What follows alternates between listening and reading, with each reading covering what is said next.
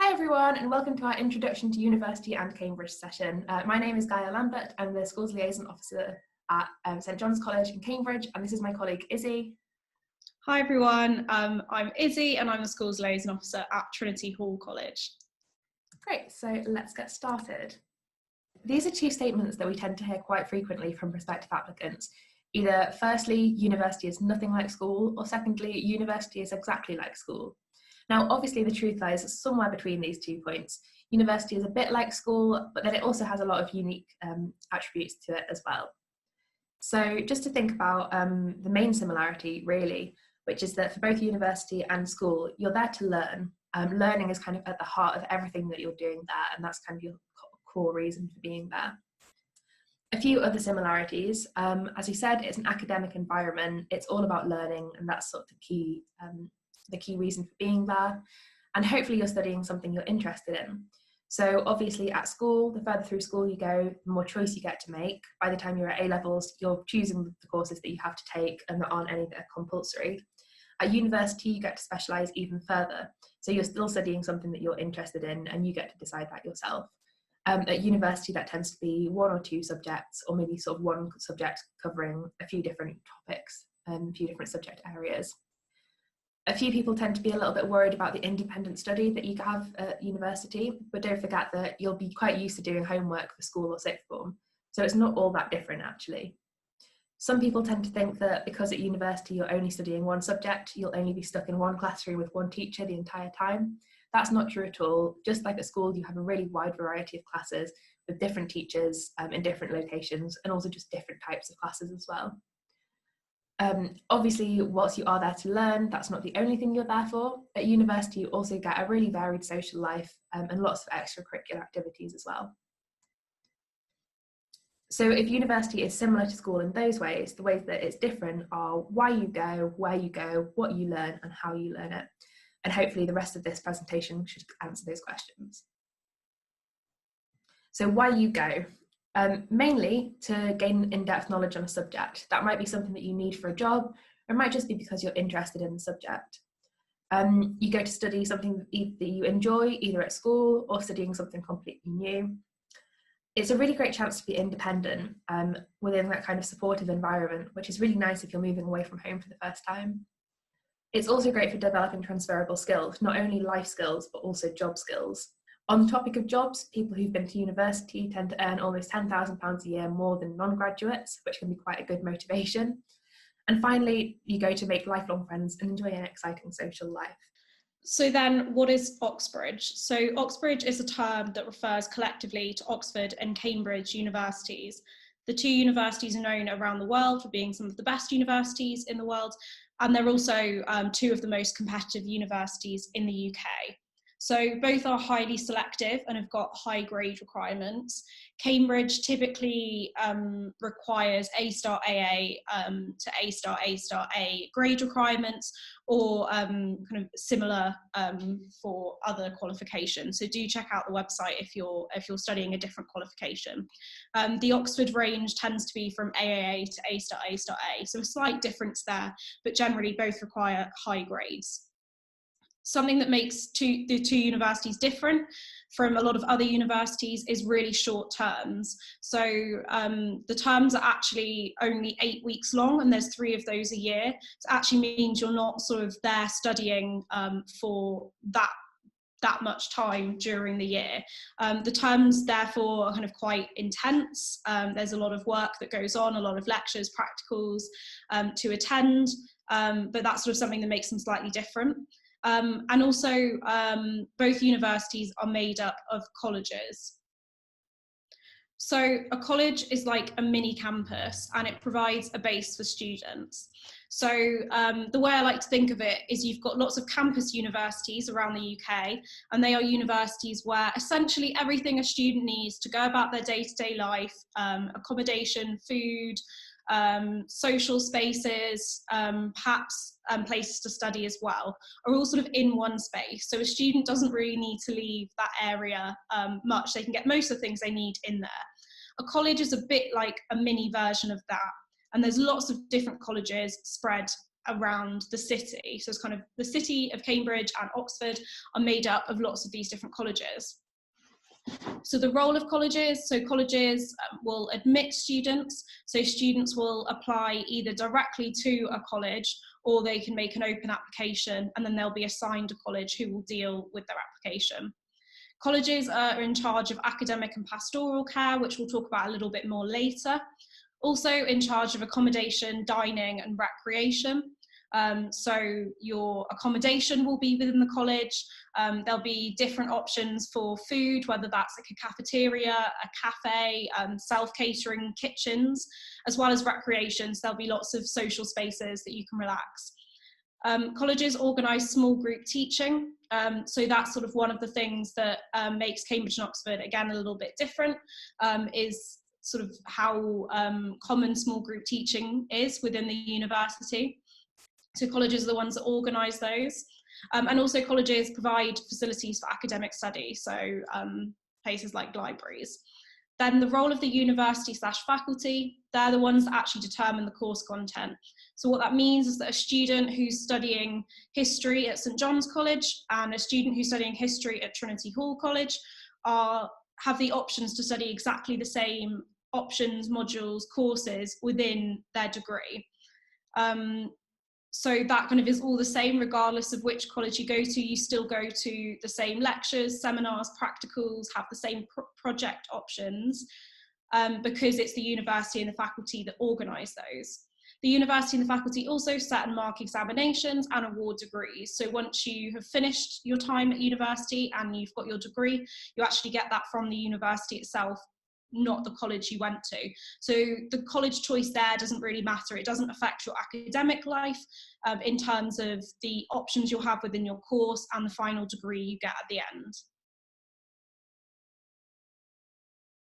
So why Cambridge? So first of all, people may choose Cambridge because of the expert teachers and lecturers that it has within the university. We've got a lot of national and world subject leaders, and it's similar for Oxford as well. So some people might choose to go to Cambridge or Oxford to get the chance to be taught by some of these national and world subject leaders. What's really exciting about the two universities is that these world subject leaders are the ones that are doing the latest research, making exciting discoveries, doing the latest thinking, and they may end up teaching you while you're at university, whether that's in a lecture, a small group teaching session, a practical, a project. So by going to one of these universities, you have the option to be taught by those people, which is pretty exciting. As I've already mentioned, small group teaching is one of the sort of things that sets Cambridge and Oxford apart. So they're called supervisions in Cambridge and tutorials at Oxford, but they're essentially the same thing. It's a small group of students with an academic of some sort, and it's really tailored. So what a supervision or tutorial will look like will depend on the subject, the group, the size, but in general, it's a really small group of students with an academic where you're having a high level academic discussion. You might be going over an essay you've written, you might be looking at some problems, you might be doing some extension work, you might be talking about what was discussed in a lecture. It really can be quite tailored to what interests you and what you need help and support with. So that's kind of something that I really enjoyed when I was a student at Cambridge, because it meant that I could ask the questions that I needed to ask, make sure I really understood, which I wasn't able to do in a lecture with hundreds of people in there. Also, Cambridge and Oxford have superb facilities, so whether that's libraries, practical labs, lecture theatres, etc. Both universities offer a world-class education. As I said, both are sort of renowned around the world for being some of the best universities. And by going to one of those universities, you have the chance to have a world-class education. And finally, excellent employability. So employers do recognise that students who have been to Cambridge and Oxford have worked hard. They've worked hard to get there during their degree, and they'll have gained lots of skills during their time studying. So that can help with employability as well, regardless of whether the job is directly related to what you were studying or not. So that's another bonus. So we're going to give you a couple of examples of colleges just to sort of show you where we work. So this is St John's College. This is the college that I work at. St John's is quite an old college with a lot of history. So it was founded in 1511 by Lady Margaret Beaufort, who was the mother of King Henry VII. So if you ever get the chance to visit the college, if you have a look around, there's a lot of royal coats of arms all over the place, sort of due to that royal connection. St John's is a large college. It has 550 undergraduates and 350 postgraduates, which basically means there's about 170 new freshers every October. We have a great programme of Freshers Week, so everyone forms a really tight-knit community really quickly though. In terms of teaching, we've got 140 teaching fellows across 30 different academic disciplines, and they're all sort of unique to St John's. It's quite an international college, so we've got members from about 65 different nationalities, although of course we've also got a lot of students from the UK as well. And in terms of facilities, we've got the largest college library and grounds, so we've got 110,000 books in our library and 30 acres, including playing fields. Okay, and here we've got a couple of pictures of Trinity Hall College. So we're just giving you another example of a college. This is the college where I work, so we can see what is sort of similar and different between them. One thing I'll just point out on this slide is that picture on the right-hand side of the building next to the river. That's our college library. So that library in particular is quite well known around Cambridge. It has really beautiful views over the river. So that's just sort of something to note about Trinity Hall. But now I'll just go through a few things to compare with what Guy's just said about St John's College. So our history, we were founded in 1350 by Bishop Bateman of Norwich, and that makes Trinity Hall the 5th oldest surviving college. So it is one of the older ones. It was actually founded just after the Black Death, due to a shortage of lawyers and clergymen at the time, although now all subjects apart from education are taught at Trinity Hall. So even though it was initially sort of for the study of a few particular subjects, it's now for the study of most subjects. Trinity Hall is a medium college, so we have about 360 undergraduates and 235 postgraduates. So we are smaller than St John's, but we still have a strong community. So we have around 110 freshers every October, but just like at St John's, they form a tight-knit community and make lots of friends within college as well as outside of college, whether that's through lectures or social activities. In terms of teaching, we've got 60 teaching fellows across a range of different academic disciplines. So there's the opportunity to have supervisions in college with lots of those fellows, but it doesn't matter if the college you go to doesn't have sort of an expert in the area you're interested in, because it's possible to have teaching in other colleges as well. So that's not something to worry about. Clearly, all past students of Trinity Hall are equally important, but some of particular note include 20 Olympians, Andrew Marr, as well as Professor Stephen Hawking, the famous physicist, who actually studied his PhD at Trinity Hall. In terms of facilities, as I showed you on the previous slide, we've got a college library which is right on the River Cam, which means you've got beautiful views while you're studying, and if you want, you can sit right in the window and watch everyone going past on punts, which are the boats people use to get along the river. We've also got a music room with piano and drum kit, which is great if you're really into music and sort of want the chance to practice there. We've got great sports facilities, which is actually on one of our other accommodation sites. So because we're one of the older colleges, our actual main site is quite small, but we've got 2 other sites that house accommodation as well as sports facilities, which is why our college is sort of a medium-sized one overall. So hopefully from that you can see that the colleges are sort of mostly similar. There's a lot of similarities between them, and the differences tend to be just in things like size and location and appearance. So just to go through a few top tips on colleges. Firstly, it's important to know that you apply directly to one college unless you make an open application, and you can't usually change college after you start. Practically, that means that when you're submitting your UCAS application, there's a little drop-down menu. You just have to select which college you want to apply to, If you make an open application, your application is randomly allocated to a college.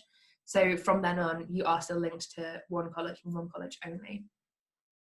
Colleges host their own events as well as taking part in university-wide events.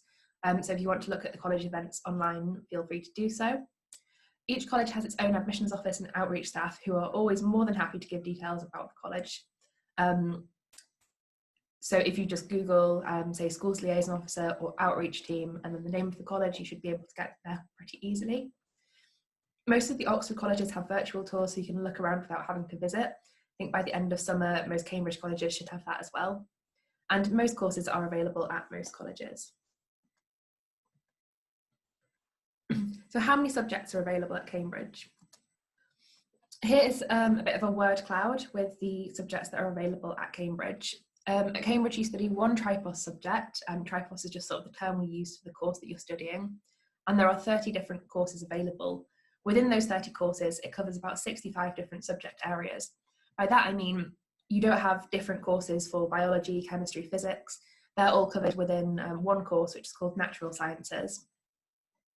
A few other degrees that are a little bit like that. There's Modern and Medieval Languages, which covers French, German, Spanish, and many others. So rather than those being separate courses, they are all together in one degree. Cambridge has a few subjects that are quite specific to Cambridge. For instance, land economy, which is a bit of a mixture of law, economics, business, and geography.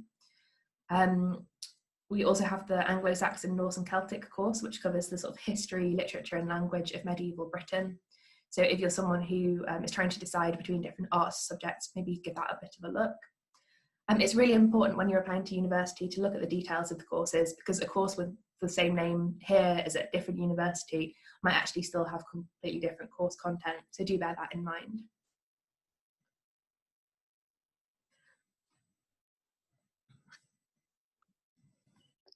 Okay, so now moving on to think about how Cambridge University can support you as a student.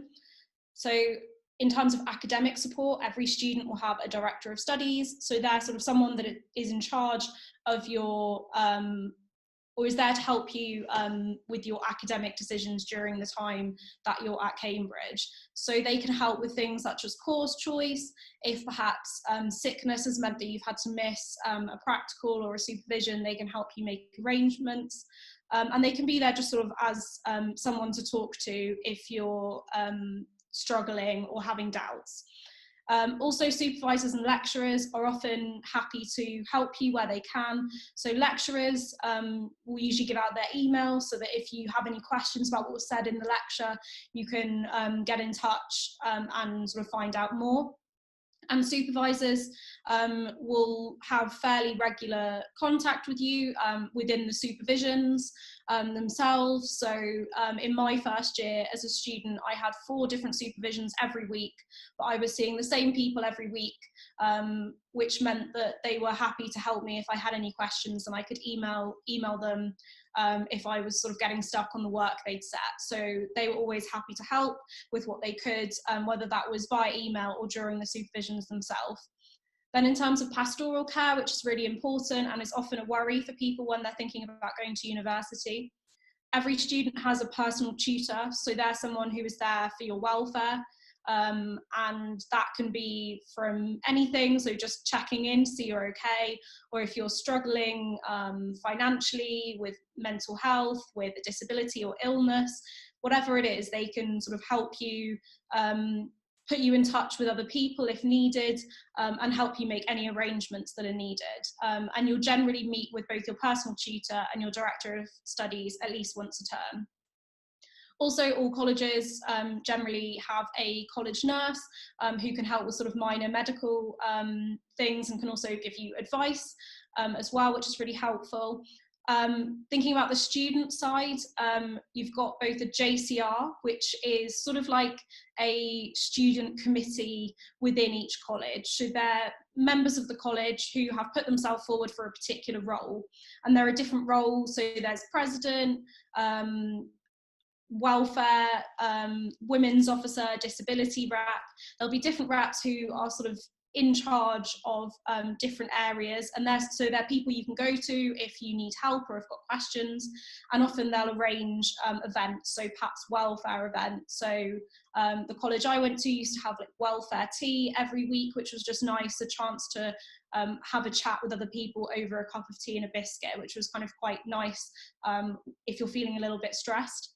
There's also then the university student union, so that's called KUSU at the moment, and they are members of the university who have put themselves forward for these roles. And so again, they're there to help you and may organise events that you can take part in as well.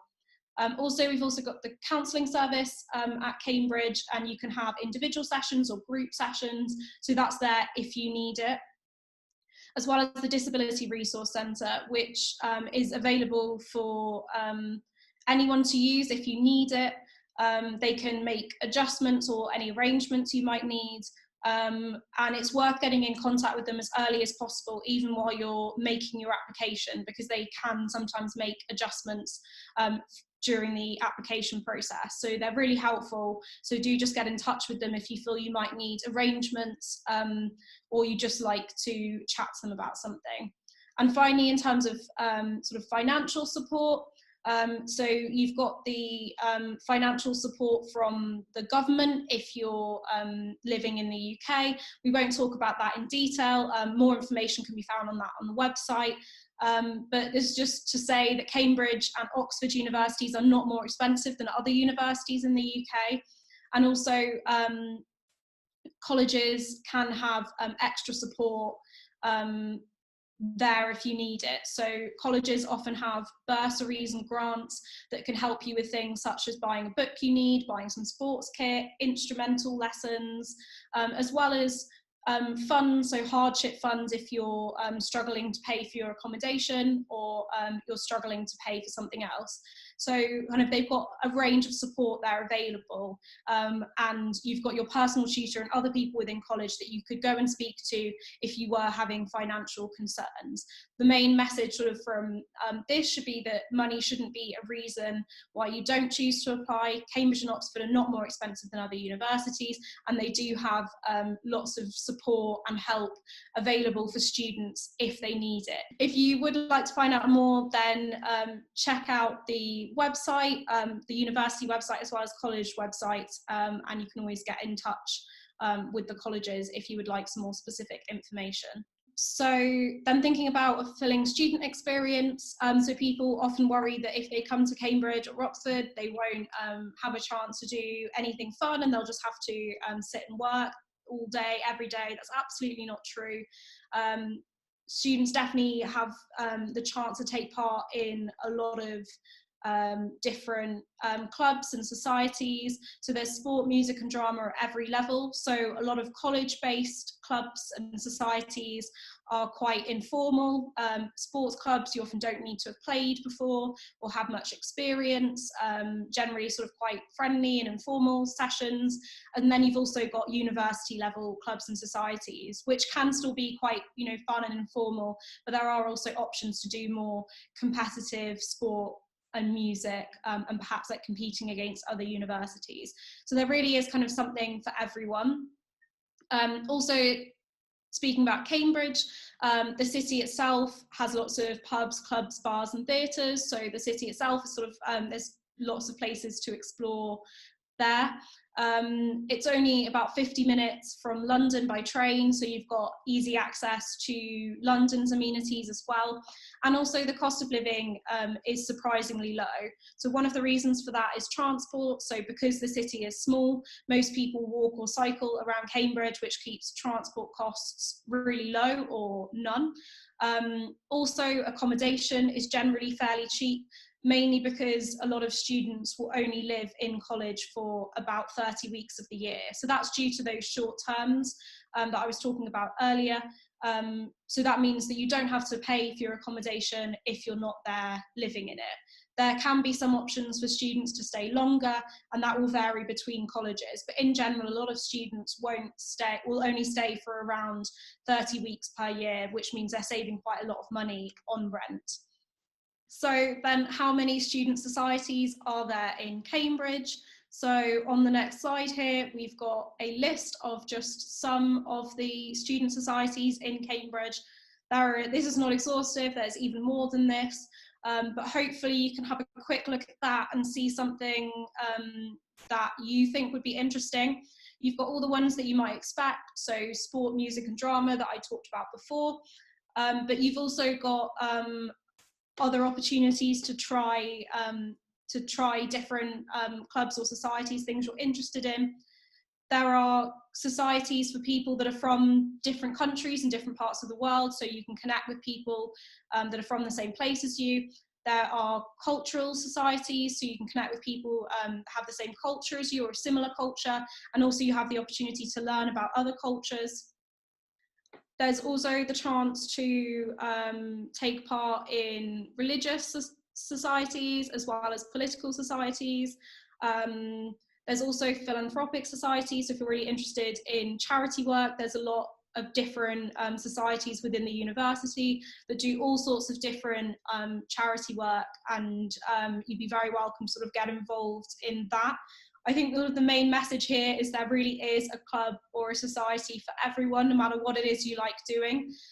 You will be able to find other people that have the same or similar interests as you, and that can be a really good way to make friends. If on the off chance you can think of a club or society that isn't covered there, you may be able to get a small amount of money to start a club or society if you can find some other people who'd like to be part of it too. So really this is just to show that there's so many different opportunities at Cambridge University, and there's a lot of different opportunities to have new experiences and make a lot of new friends as well. So just to finish us off, I'm going to go really briefly through the application process. We do have a separate session for this. But yeah, so there's about 8 main steps to the application process. Yeah, so the first 2 steps tend to be choosing a course and choosing a college, which can happen at any point, but usually in the summer before year 12. So do sort of be bearing that in mind. The next step is to check admissions assessment arrangements. So don't forget that for lots of subjects, you do have to do admissions assessments. Do double check whether you have to register for those in advance. The UCAS application deadline is usually the 15th of October. That's normally the same every year, so regardless of what year you're in, you can pop that in your calendar now. The SAQ is a week later, and that's where Cambridge asks for a little bit of extra information just to support your application. After that, you might be asked to submit work or take an admissions assessment. That will tend to be around sort of November. The admissions assessments this year are on November the 4th. Then you'll have an interview, which tends to be in the first 3 weeks of December, and that's usually at the college that you've applied to. And then finally, you'll get your decision sort of mid-January. So we hope that was really helpful as a bit of an introduction to university and Oxbridge and Cambridge specifically. Thank you so much for listening, and feel free to check out one of our other sessions as well. Thanks, bye.